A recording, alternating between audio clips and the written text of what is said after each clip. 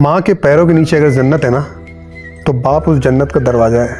क्या बात है। तो उस दरवाजे को ना बड़े संभाल के रखिए। सोचिए मेरे वालिद साहब, इतना बड़ा दिल होगा। 2 बच्चे, जूते 550 स्पाइक्स 1100 रुपए, कपड़े, आधी सैलरी सिर्फ इनके सामान में चली जाएगी। 1 महीने की आधी सैलरी 50%। अगर वो टाइम पे उन्होंने मना कर दिया, क्या करता? मैं बैठता क्या आपके सामने?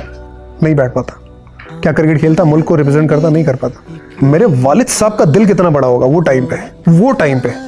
अभी तो ना सोशल मीडिया पे आपकी रहमदिली आ जाती है, कोई वीडियो देख लिया कि भाई आपको ऐसा फादर बनना है, ऐसी मदर बनना है, आपको रहमदिली करनी है, आपको उनके बारे में सोचना है। वो टाइम पे जब कोई सोशल मीडिया नहीं, वहां पे ये कहना कि चलो कोई बात नहीं, पढ़ाई पे असर पड़ेगा, मेरे पास तो ज्यादा मीन्स है नहीं, लेकिन मैं बच्चों को अलाउ कर रहा हूँ क्रिकेट खेलने के लिए। कितना बड़ा दिल और कितनी सहनशीलता हमारे वालिदैन की, मेरी वालिदा की भी, दोनों ने अग्री किया।